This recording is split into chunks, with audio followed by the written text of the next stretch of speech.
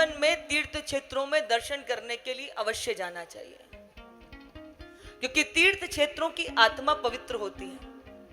आप जब घर से बाहर तीर्थ क्षेत्रों में जाते हैं तो वहां पर आपके भीतर एक आध्यात्मिक भाव होता है, भक्ति प्रबल होती है, संतों के दर्शन होते हैं, मंदिरों के दर्शन करते हो, कहीं बैठकर ज्ञान चर्चा करते हो, तीर्थों में नदियों में स्नान करते हो, तो आपका शरीर भी पावन होता है।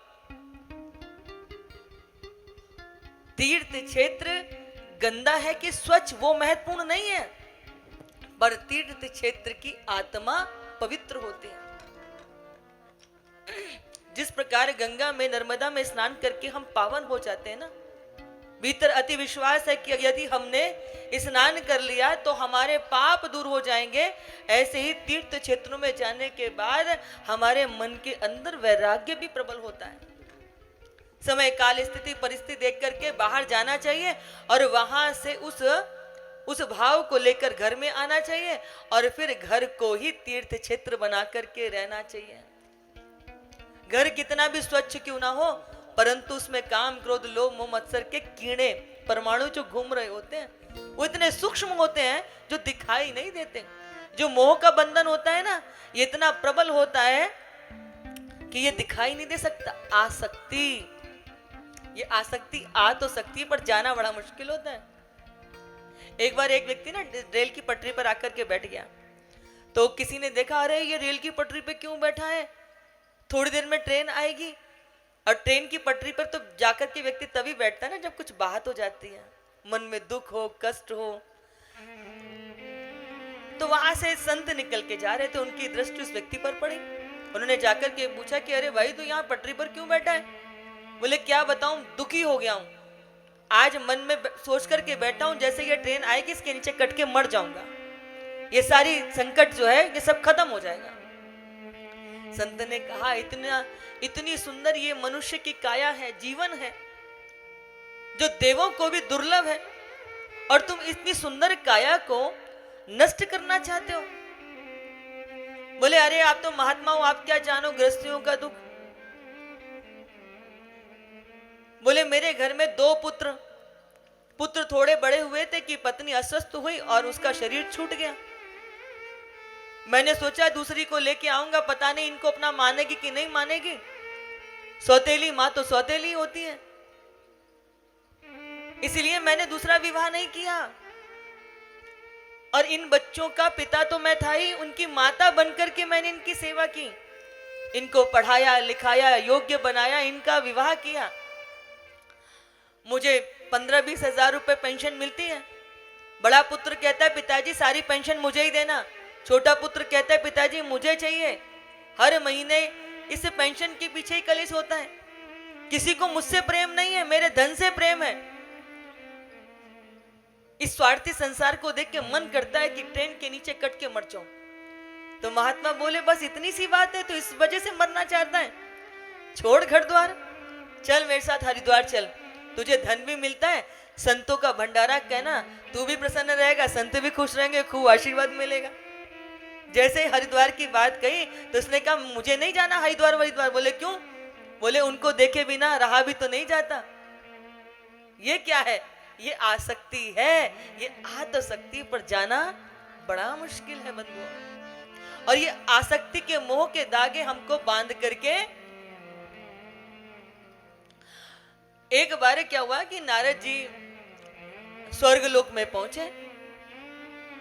जब वो स्वर्गलोक में पहुंचे तो देखा स्वर्गलोक खाली पड़ा था और नर्क में एक दूसरे के ऊपर लोग चढ़े पड़े थे। उन्हें बड़ा आश्चर्य हुआ, तो उन्होंने कहा कि भाई पूरा स्वर्ग खाली पड़ा है और नर्क में इतना शोर शराबा, इतनी भीड़ है। स्वर्ग के द्वार बंद कर दिए गए हैं कि स्वर्ग के नियम बदल दिए गए हैं?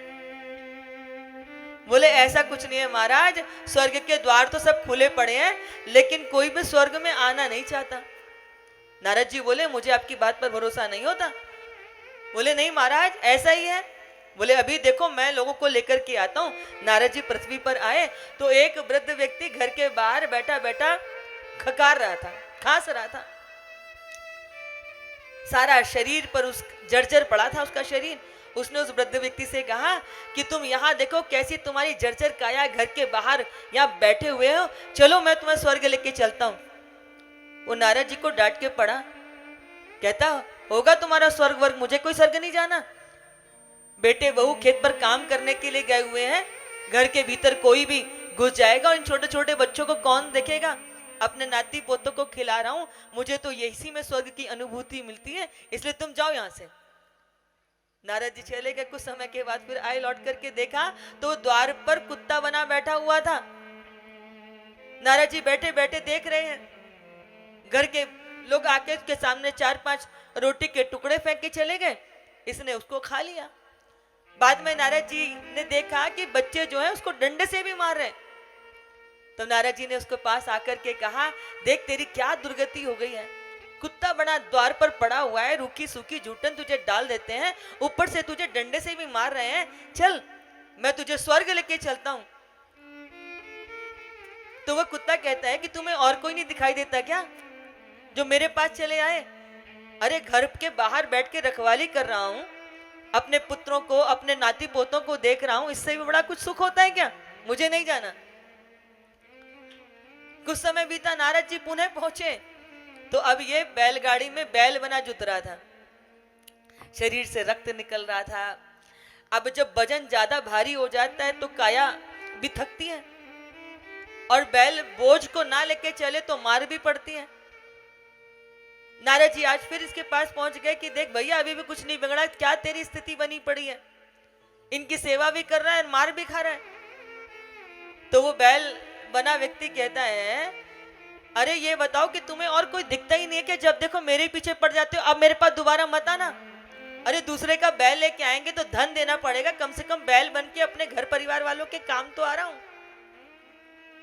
तो ये क्या है? ये आसक्ति है, ये मोह है। ममता गई न तू मेरे मन से, ये छूटना बड़ा भारी है, और ये ऐसे सूक्ष्म धागों से बना होता है, इन बंधनों को काटने की सामर्थ्य किसी और में नहीं है। ये सूक्ष्म धागे, ये मोह के धागों के बंधनों को खोलने की, काटने की सामर्थ्य यदि किसी में है तो भगवान नाम में है, भगवान की कथा में है, गुरु चरणों की सन्निधि में है। तभी इन सूक्ष्म ममता के धागों से हम मुक्त हो सकते हैं।